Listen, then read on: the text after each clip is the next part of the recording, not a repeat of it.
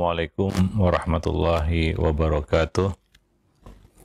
Innal hamdalillah nahmaduhu wa nasta'inuhu wa nastaghfiruh wa na'udzu billahi min shururi anfusina wa sayyiati a'malina. May yahdihillahu fala mudhillalah wa may yudlil fala hadiyalah. Asyhadu an la ilaha illallah wahdahu la syarikalah wa asyhadu anna Muhammadan abduhu wa rasuluh. Ya ayyuhalladzina amanu ittaqullaha haqqa tuqatih wa la tamutunna illa wa antum muslimun. Amma ba'du.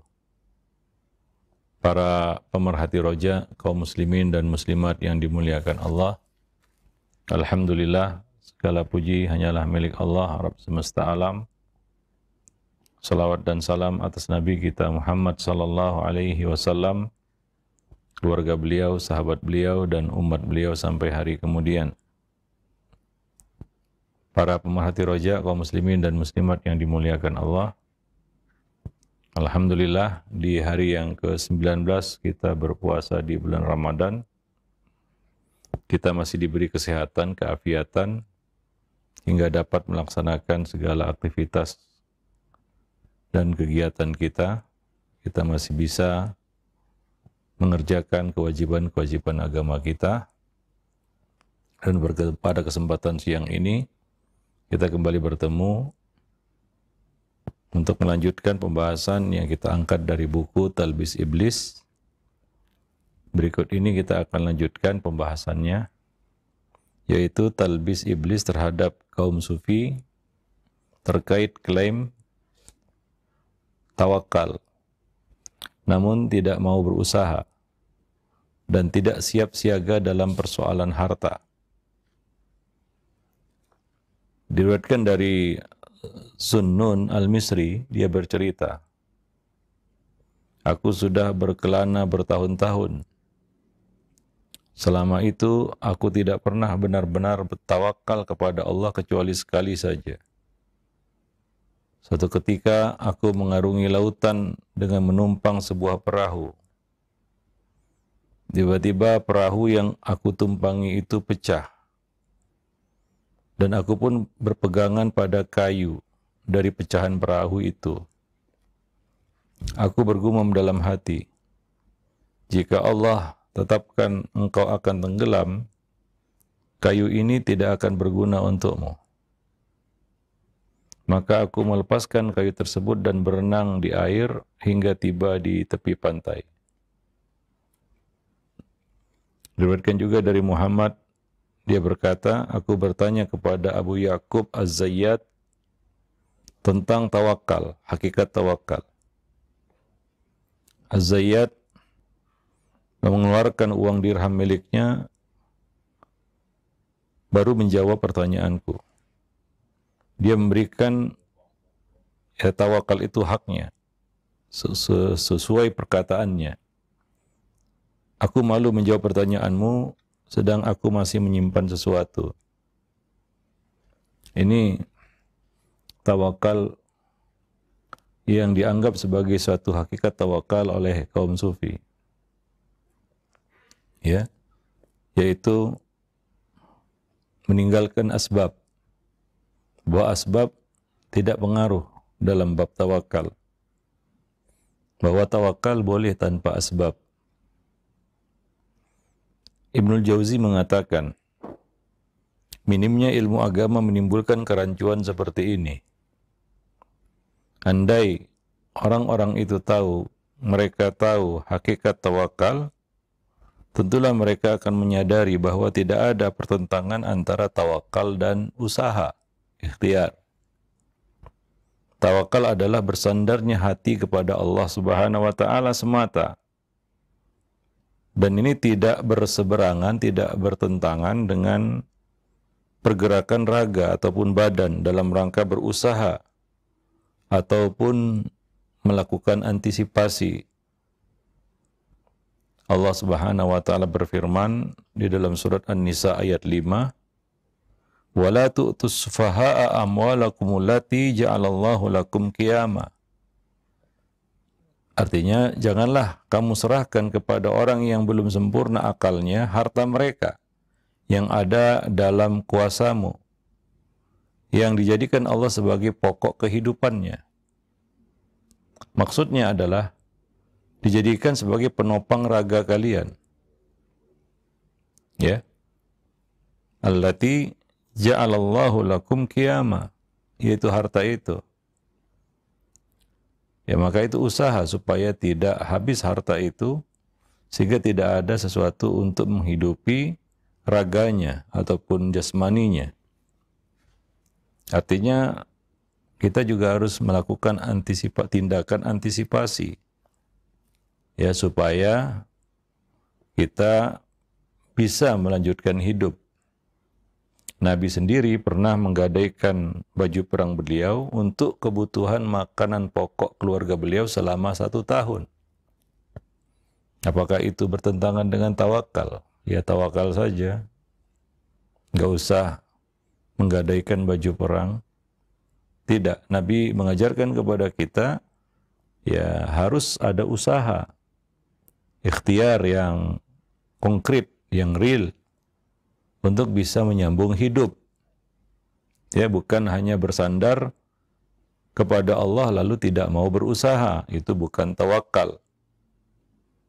Ya, maka Nabi bersabda, ni'mal malus salih ma'ar rajulis salih.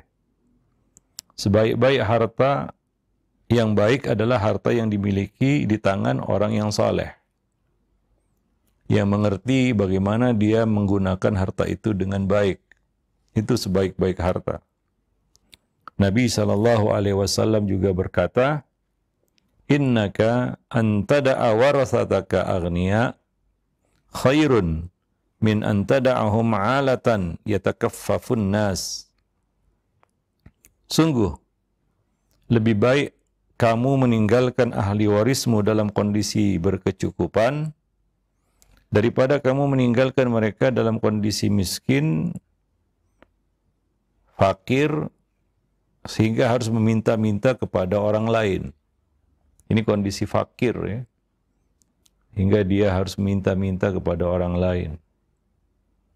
Maka harus ada tindakan antisipasi untuk menjamin nafkah jasmani kita, nafkah lahir kita. Ya, jadi bukan ya kita melepas semua harta, lalu tidak ada harta yang bisa kita gunakan untuk mencukupi kebutuhan kita. Itu membahayakan diri sendiri. Hingga kita nanti harus minta-minta kepada orang lain. Sementara itu adalah sesuatu yang dilarang meminta-minta ya dalam Islam. Karena itu merendahkan martabat seseorang, membuat dia hina, membuat dia rendah. Ya, hingga kadang-kadang dia harus melakukan sesuatu yang buruk. Misalnya dia karena diminta mungkin tidak diberi, maka dia akhirnya berhutang. Tapi dia tahu bahwasanya dia tidak akan mampu mengembalikan hutang itu karena dia tidak punya. Sehingga dia jatuh dalam hal-hal yang buruk. Maka ya hidup ini juga harus realistis ya. Makanya sering kita sampaikan, termasuk satu kegagalan di dalam memahami adalah menyamakan kondisi dulu dengan sekarang. Ya, ya kadang-kadang sebagian orang ada ghirohnya, cuma pertimbangannya kurang memahami juga. Ya, tentunya nggak sama kehidupan hari ini dengan dahulu, apalagi 14 abad yang lalu. Kalaulah dulu di zaman Nabi ada seseorang yang berani menikah dengan modal kain sarung, dia nggak punya apa-apa sama sekali. Tentunya beda dengan hari ini ya. Apakah kita melangkah ke pernikahan tanpa berbekal modal sama sekali? Lalu anak orang kita kasih makan apa? Bagaimana kita menghidupinya? Kehidupan dahulu nggak sama dengan sekarang. Ya. Nah, ini yang harus dipahami dengan benar. Sehingga kita nanti tidak menyalahkan nas syar'i yang kita pahami secara serampangan. Ya, misalnya sebagian orang mendapati nas bahwasanya Abu Bakar menginfakkan semua hartanya.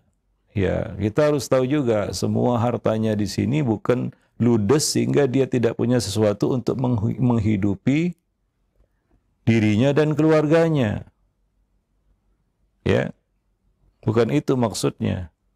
Ya, tetap tersisa sesuatu untuk nafkah diri beliau dan keluarga beliau. Secukupnya. Ya.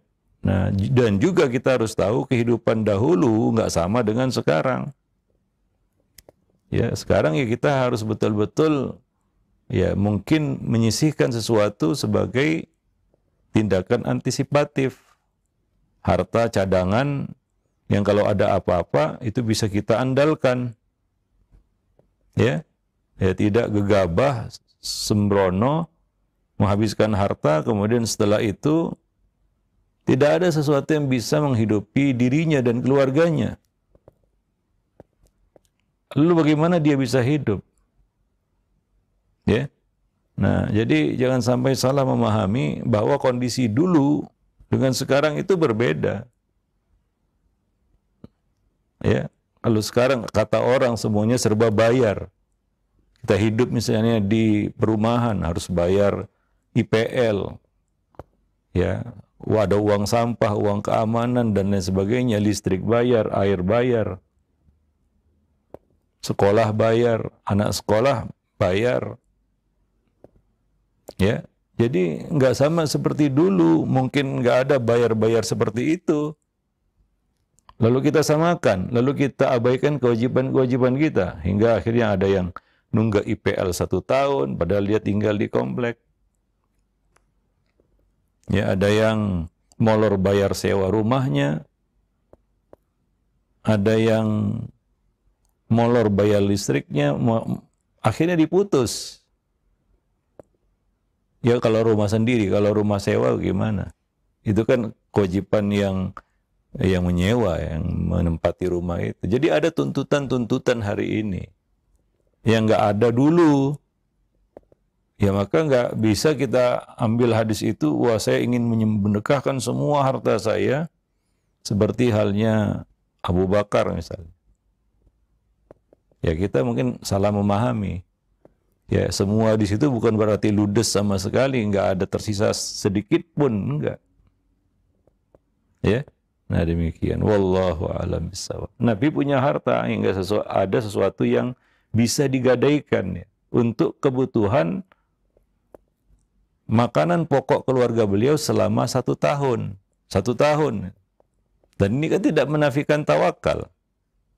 Ya, kalau ada ya kita spend ataupun menyimpan uang untuk kebutuhan keluarga kita selama setahun ke depan. Ya, atau tabungan untuk jaga-jaga lah kita katakan, untuk antisipasi.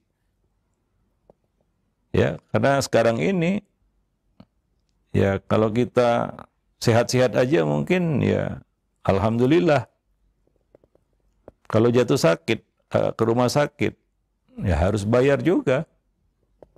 Ya, nah demikian. Jadi ada tuntutan-tuntutan hari ini. Kewajiban yang harus kita tunaikan. Ya, maka itu semua harus kita pikirkan. Ya, maka nggak benar kita mengabaikan itu semua lalu kita katanya tawakal kepada Allah. Bukan seperti itu tawakal ya. Dia harus berusaha dulu baru dia serahkan urusannya kepada Allah. Ya. Karena kalaupun dia sudah berusaha, tetap keputusannya kan ada di tangan Allah. Disitulah kita perlu bertawakal. Ya, maka tawakal tanpa usaha itu beda tipis dengan malas. Gitu. Ya, jangan-jangan dia malas. Gitu. Atau gegabah. Ya, orang yang gegabah. Atau dua-duanya sudah gegabah, malas lagi. Ya, maka dia akan kesulitan sendiri. Lalu kalau dia mendapatkan kesulitan, Apakah dia akan salahkan syariat? Dia salahkan Islam, dia salahkan Allah Subhanahu wa taala. Saya sudah tawakal ya Allah, tapi kalau gini nasib saya. Tentu ini adalah kesalahan di dalam memahami nas-nas syariat. Ya. Nah, tidak seperti itu tawakal yang dicontohkan Nabi SAW.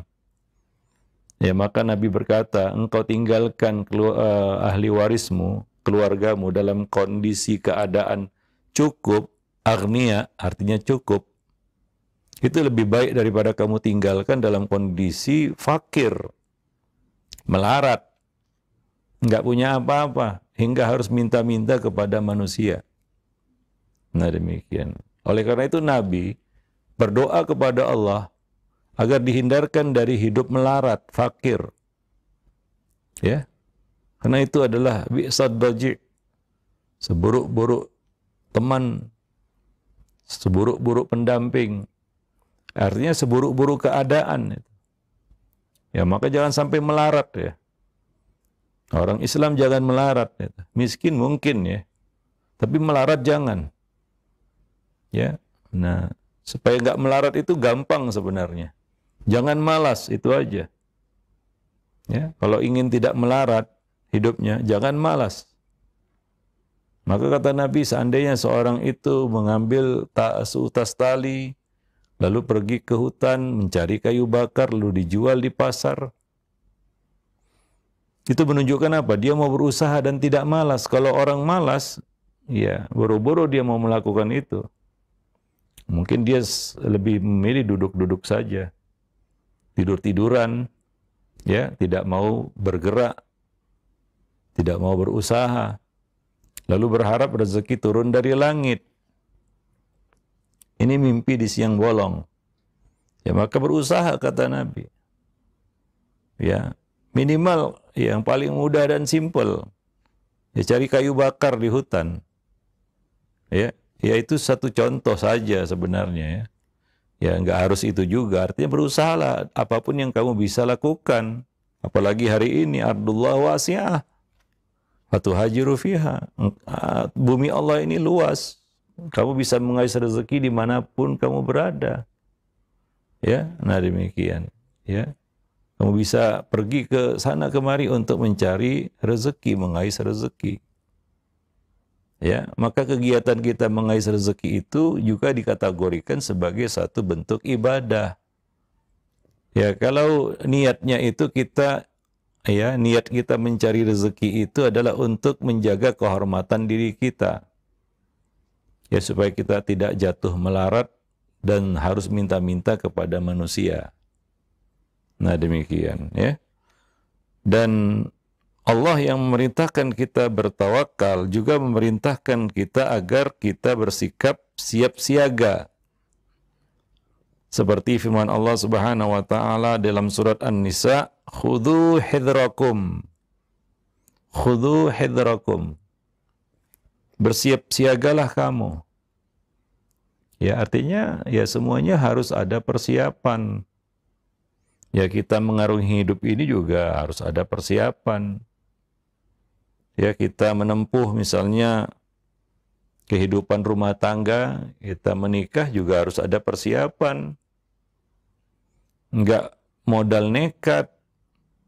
Wah, saya nikah ajalah, terserah nanti gimana. Kita harus ada planning, rencana apa yang bisa kita lakukan, apa yang akan kita lakukan. Ya, bukan tawakal lalu menyerahkan nasib kepada Allah. Nanti kita menyalahkan Allah.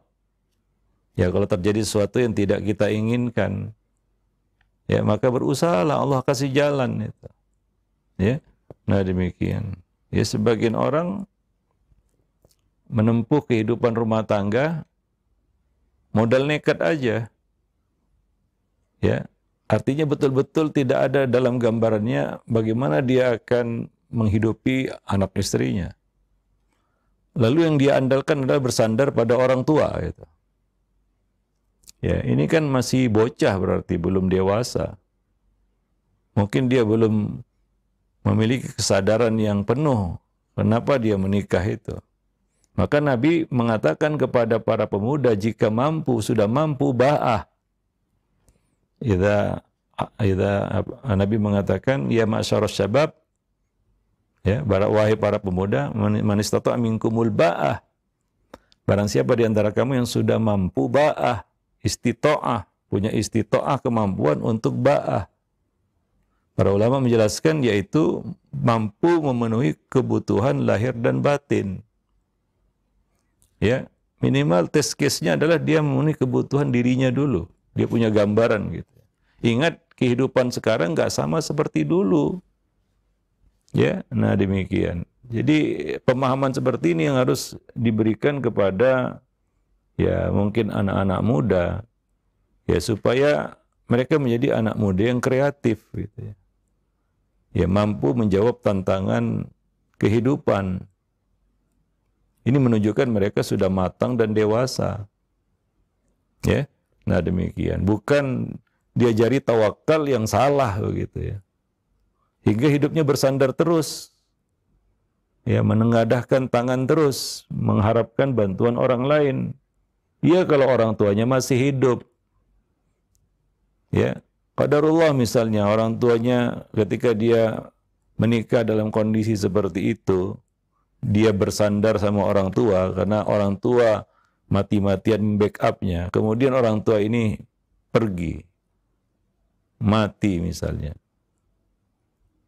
Apa yang bisa dia lakukan? Nah demikian ya. Jadi ini menunjukkan, maka Allah Subhanahu wa taala melarang ya memberikan harta kepada orang yang masih safih. Artinya belum mampu mengelola hartanya sendiri, belum sempurna akalnya. Ya, dia mungkin masih kanak-kanak, masih bocah. Atau remaja yang belum punya kesadaran penuh.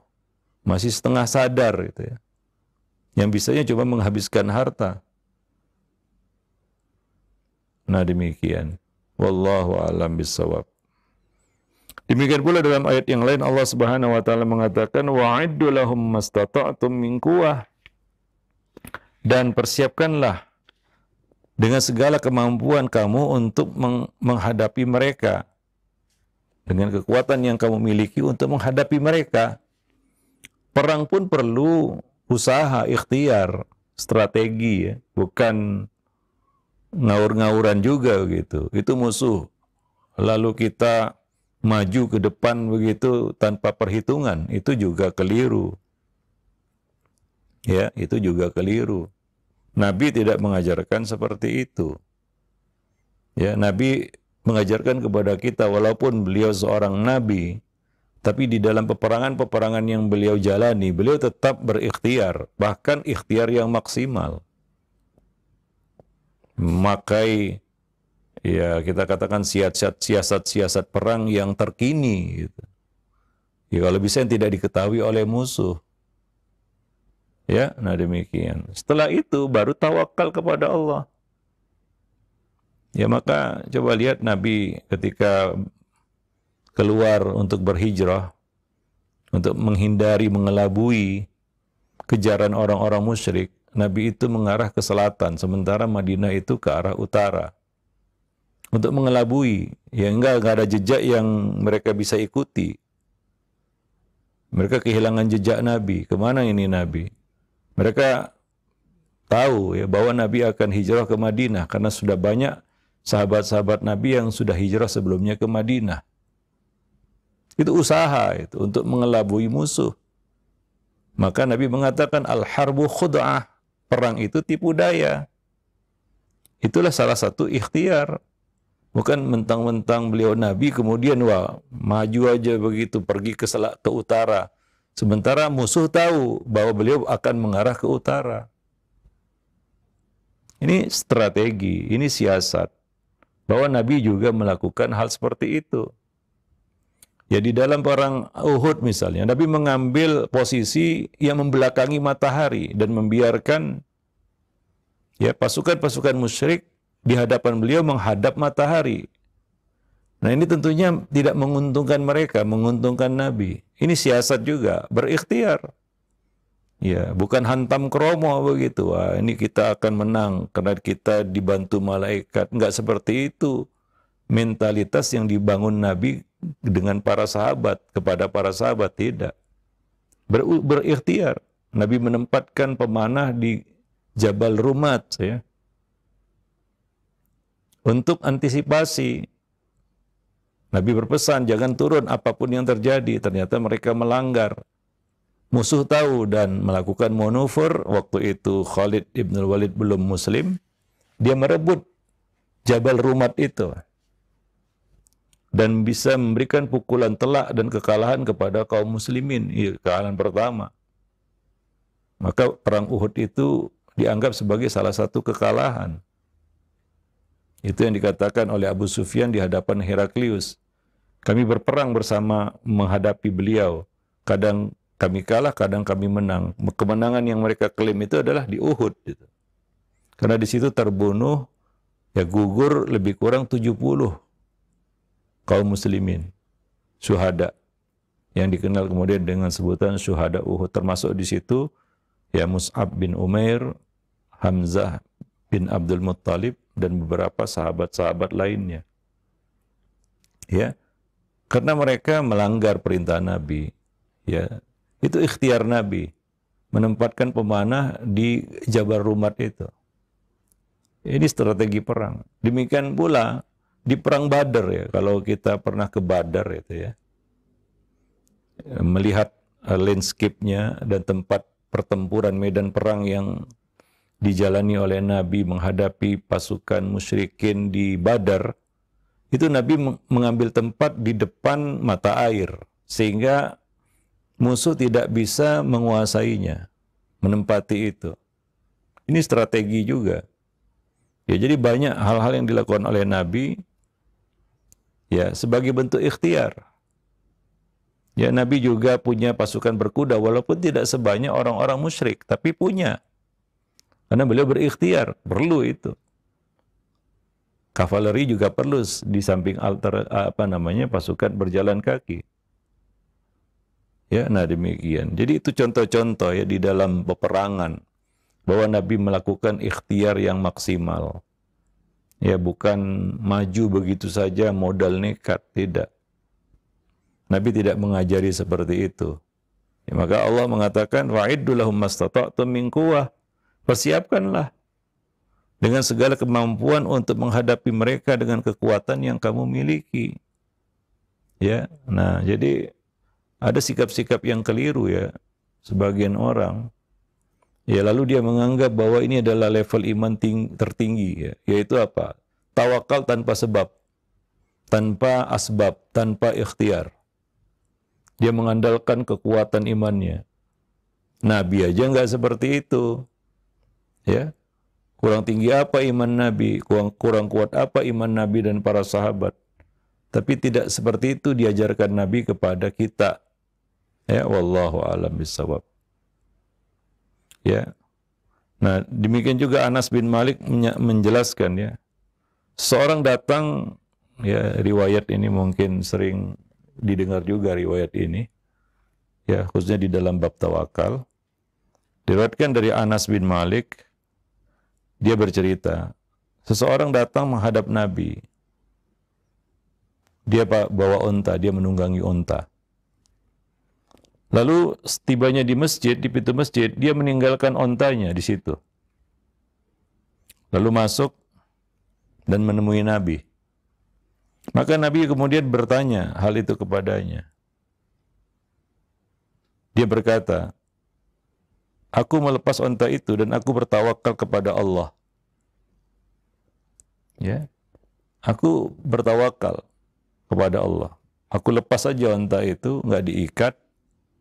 Aku tawakal kepada Allah. Kalau hilang ya hilang, kalau enggak ya sudah nasibnya enggak hilang. Kalau rezekinya enggak hilang ya enggak hilang katanya. Kalau enggak rezeki ya hilang gitu ya. Kira-kira demikianlah yang dia maksud, ya. Makanya dia tidak ikat, dibiarkannya aja. Maka Nabi berkata, "Iqilha wa tawakkal." Ikatlah unta itu baru kemudian tawakal. Ya. Nah demikian. Ya, sebagian orang misalnya naik sepeda motor nggak pakai helm. Lalu dia berkata, ya kalau sudah ajalnya ya mati, kalau enggak ya enggak, gimana pun kecelakaannya. Ya enggak seperti itu, pakai helm kemudian tawakal. Ya. Nah, jadi penuhi semua unsur-unsur keselamatan baru tawakal, apalagi kita berkendara misalnya. Ya. Apa kita berkendara misalnya naik mobil tanpa rem misalnya, lalu tawakal kepada Allah, kalau ya ditakdirkan nabrak ya nabrak, kalau enggak ya enggak. Apa seperti itu? Kan tidak. Ya. Nah, wah, nggak usah pakai helm. Ya kalau jatuh ya, kalau ditakdirkan selamat ya selamat, kalau nggak selamat ya sudah, nggak seperti itu yang diajarkan Nabi. Ya, tapi tawakal kepada Allah itu perlu ikhtiar. I'qilha kata Nabi, ikat dia. Kemudian tawakal kepada Allah Subhanahu wa taala. Nah, demikian. Wallahu alam bissawab. Ya. Sufyan ibn Uyainah berkata, makna tawakal adalah seseorang merelakan apa yang dilakukan atau ditakdirkan bagi dirinya. Ya. Yaitu setelah dia berusaha, usaha maksimal sudah dia lakukan, selanjutnya adalah inilah dia tawakal, merelakan apapun yang terjadi, ya, yang ditakdirkan Allah atas dirinya. Ya, misalnya kita sudah ya mengikat atau mengunci kendaraan kita, tapi tetap hilang juga. Ya, itulah dia, disitulah dia kita perlu tawakal kepada Allah, merelakan. Ya, nah disitulah fungsinya tawakal kepada Allah. Ya, supaya kita bisa membangun husnuzon kita, baik sangka kita kepada Allah. Mungkin Allah menghendaki sesuatu yang lebih baik gitu ya. Ini sudah saya kunci kendaraan tapi masih hilang juga. Mungkin Allah ingin mengganti dengan kendaraan yang lebih baik. Baru tepat itu ya. Ya, maka husnuzon kepada Allah pun terbangun dengan baik gitu. Ya, nah demikian. Wallahu a'lam bishawab. Ibnu Aqil berkata, berapa kaum menyangka bahwa berjaga-jaga menafikan tawakal, yaitu melakukan tindakan antisipasi seperti menabung misalnya. Boleh nggak? Ada juga yang bertanya itu, Ustaz, boleh nggak menabung? Ya boleh. Ya, nggak jadi masalah menabung harta, apalagi hari ini kita perlu tabungan, ya, apa namanya, ya, menyiapkan ya harta untuk antisipasi, berjaga-jaga. Mana tahu masuk rumah sakit, mana tahu terjadi sesuatu yang tidak diinginkan, ya. Lalu kita punya tabungan, ya asalkan tahu aja kalau misalnya sudah wajib ada zakatnya ya dikeluarkan zakatnya. Jadi nggak masalah. Ya karena itulah ada zakat, karena ada yang nabung itu ya, ada yang menyimpan hartanya.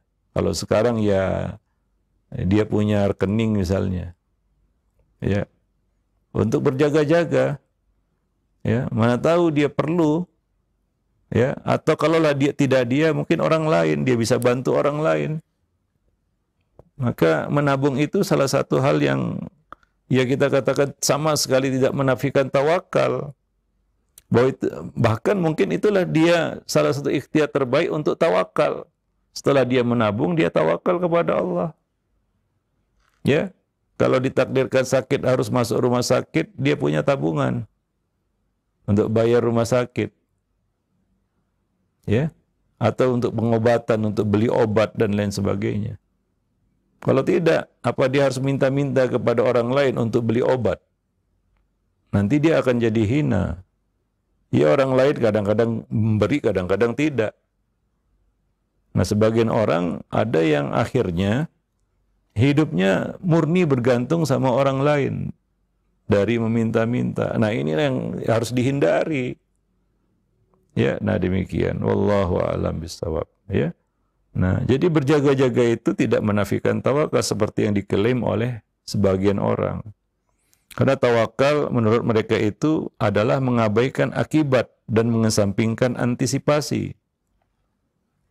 Padahal menurut ulama sikap demikian adalah wujud kelemahan dan kelalaian. Ini bisa jadi orang ini jahil ini. Ya, bahkan ini ada terindikasi idiot kalau orang seperti itu.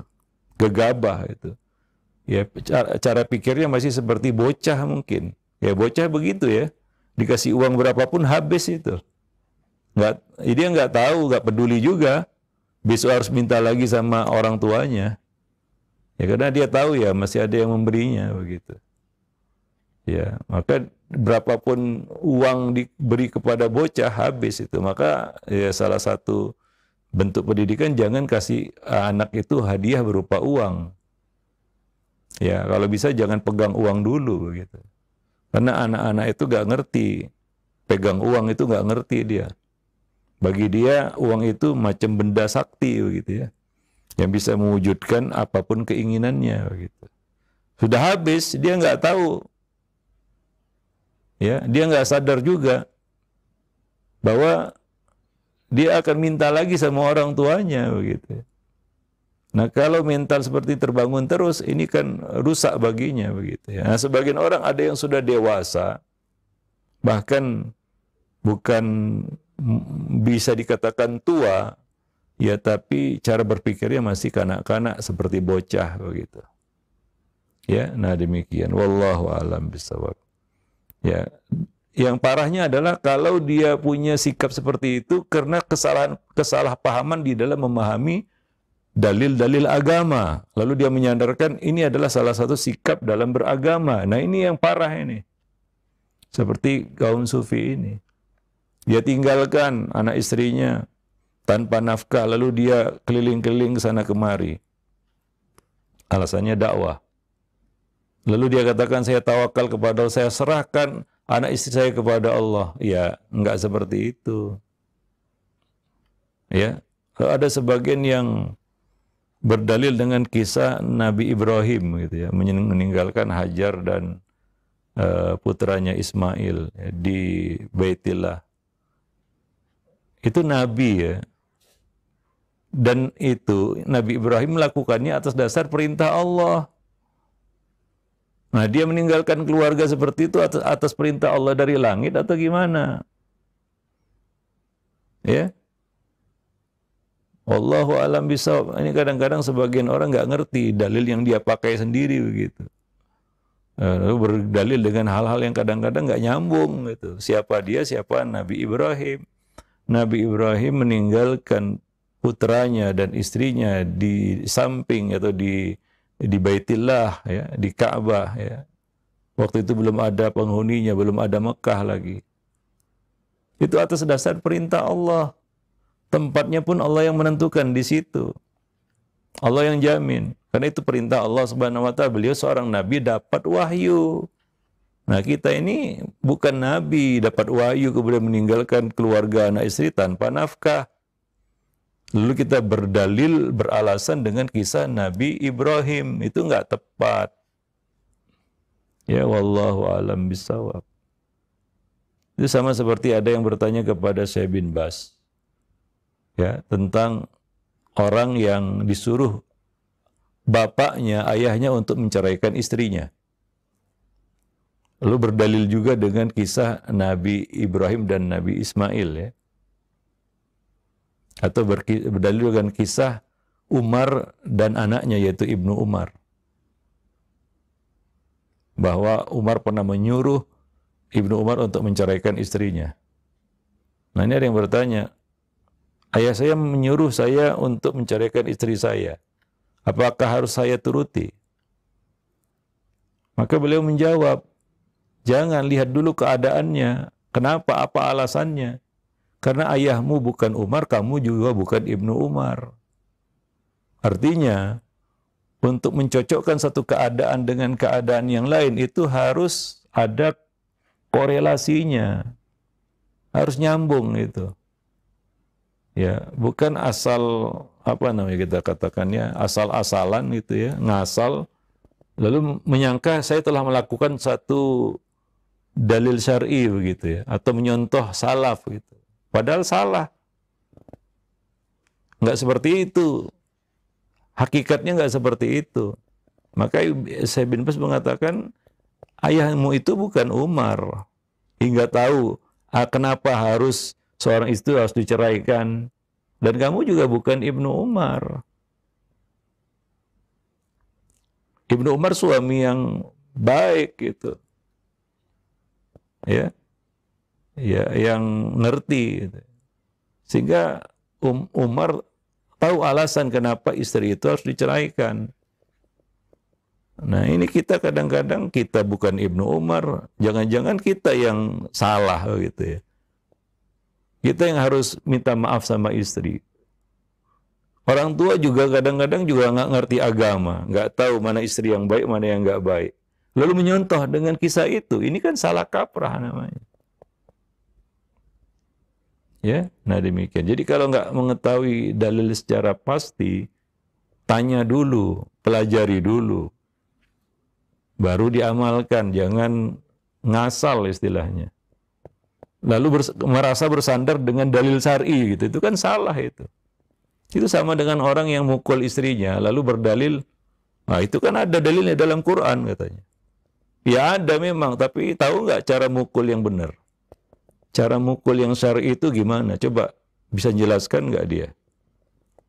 Tahu nggak maksud dari firman Allah wadribuhunna? Ketika Allah perintahkan untuk pukullah mereka itu para istri, tahu nggak dia? Bagaimana kriterianya? Kapan harus mukul? Bagaimana cara mukul? Ya, kalau dia tidak tahu perinciannya, yang dia tahu cuma pukullah gitu ya. Ini kan kacau ini. Maka kalau dia tidak ngerti, jangan lakukan. Ya sampai dia ngerti, karena kita menganut paham al-ilmu qablal qauli wal amal. Itu sama dengan orang yang nemu ayat jihad, lalu dia berjihad gitu ya.